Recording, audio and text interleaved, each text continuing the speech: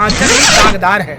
वो एक नारी होने के बावजूद भी जिस प्रकार से वहाँ पे नारियों का अपमान और जिस प्रकार से नारियों का बलात्कार पश्चिम बंगाल में हो रहा है, आज वो ये कहे कि मृत्यु का वहाँ का अर्जी लगी, सबकी मर्जी गायब, फिर तो इन्हीं की गदा चलती है। गदा चली, प्रत्यक्ष चला, आपने देखा, भारत विजय हुआ।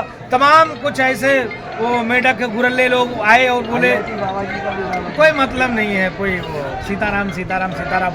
भारत में रहने वाला साधु संत महात्मा या नागरिक अगर उसके मन में ये भाव आ जाए कि भारत हारेगी, तो समझो भारतीय नहीं हो, राष्ट्रद्रोही। भारतीय हो ही नहीं सकता। यहाँ पर क्या राजा, क्या रंक, क्या फकीर, क्या ऋषि मुनि, क्या महात्मा, क्या महामंडलेश्वर, क्या जगत गुरु, क्या रामानंदाचार्य, क्या रामानुजाचार्य, क्या निवारकाचार्य, क्या शंकराचार्य, सभी आचार्य बंधु जहाँ स्नान करके और विश्व मंगल की कामना किया हो, उसी घाट पर हर महाराज की जय, बागेश्वर बालाजी सरकार की जय, बागेश्वर धाम की जय। हम लोग 251 कन्या विवाह महोत्सव में महायज्ञ में देश के यशस्वी प्रधानमंत्री जी, राष्ट्रपति महोदया का आगमन भी होना है। इस महाकुंभ के कार्यक्रम में पूज्य बागेश्वर धाम सरकार के सानिध्य में और श्री हनुमान जी महाराज के आशीर्वाद से हम लोग यहाँ पधारे। मैच का शुभारंभ भारत और पाकिस्तान का मैच था। आप लोगों ने, सब लोगों ने सवाल किया, उसके पहले ही हम लोगों ने अर्जी लगाई थी बागेश्वर धाम सरकार के चरण में कि हे सरकार, भारत की ये तिरंगा ध्वज विश्व पटल पर स्थापित और पाकिस्तान इस बार भी क्रिकेट के मैदान में, हर मैदान में तो पाकिस्तान हारती ही हारती है, चाहे जिस मैदान में देखो भारत उनको हराते ही हराते, लेकिन क्रिकेट के मैदान में भी पुनः तिरंगा ध्वज लहराए। तो हम लोगों ने अर्जी लगाई थी, अर्जी सरकार ने स्वीकार किया, तो हम लोग पुनः आके हनुमान चालीसा का पाठ करके और बागेश्वर धाम सरकार को बधाई भी दिया, धन्यवाद दिया, आभार व्यक्त किया कि संतों का मान सम्मान को आपने रखा। हमने जो अर्जी लगाई थी, आपने अर्जी स्वीकार किया बागेश्वर बालाजी सरकार ने, और मैच में हम विजय हुए। आपने कहा था कि जब अर्जी लग जाती है तो फिर इन्हीं की मर्जी चलती है, गधा घूम गया। मैंने क्या कहा? आपने पूछा क्या भारत में जीत सकता है? हमने कहा जब अर्जी यहाँ लग गई, बागेश्वर सरकार के पास जहाँ अर्जी लगी, सबकी मर्जी गायब, फिर तो इन्हीं की गदा चलती है। गदा चली, प्रत्यक्ष चला, आपने देखा, भारत विजय हुआ।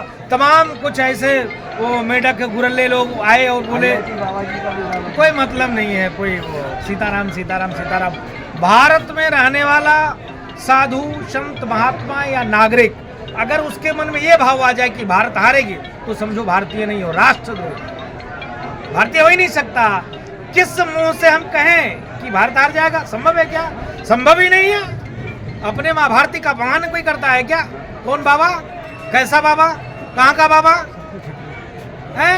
बागेश्वर बालाजी सरकार ने सबकी टट्टी मार दी, आपने देखा, बढ़ गई टट्टी। तो ऐसे लोग वो एक दिन में आपके कृपा से कोई चैनल पे आ जाए तो बाबा नहीं होता। बाबा के लिए त्याग, समर्पण, तर्पण, संघर्ष करना पड़ता है। देखिए, पूज्य बागेश्वर धाम सरकार ने विश्व कल्याण के लिए दुआ और दवा दोनों शुभारंभ किया है। माननीय प्रधानमंत्री जी का क्या है, ये बहुत बड़ी बात है। तो आप इस महाकुंभ में आए हैं, एक दूसरा एक महाकुंभ है वो अंतिम पड़ाव पर चल रहा है, लेकिन उस पर लगातार देखा जा रहा है कि अवस्थाओं पर विपक्ष सवाल उठा रहा है। नहीं, देखिए, विपक्ष जो जिस प्रकार से सवाल उठा रहा है उसको सनातन से, संस्कृति से, हिंदुत्व से, राष्ट्र से कोई लेना देना नहीं। मेरा सवाल विपक्ष से ये है कि तुम मोदी जी से लड़ तो सकते नहीं हो, योगी जी से लड़ने का दम नहीं है, तो तुम सनातन पे टिप्पणी करते हो।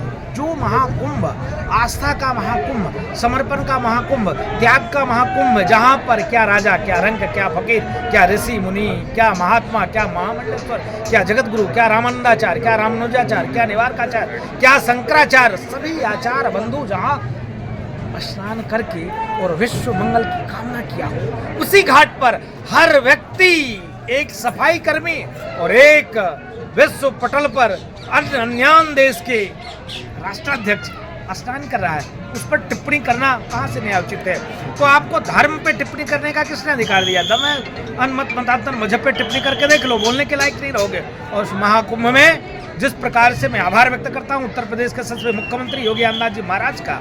मैं आज देख रहा था ट्विटर पे, मतलब 62 करोड़ से ऊपर लोगों ने अभी तक स्नान कर लिया। आज तारीख है 24, 25 बचा है और 26 का वह स्नान है महाशिवरात्रि के पावन पर्व पर। तो मुझको लगता है कि मैं आभार व्यक्त करता हूँ जिस प्रकार से हम लोग बागेश्वर धाम महाकुंभ में और ऐसे ही पूज्य संतों ने जो अलख जगाई, जिसका परिणाम स्वरूप है कि हर घर से सनातनी निकलकर सब परिवार महाकुंभ में स्नान करके और पूरे दुनिया के लिए मंगल काम है।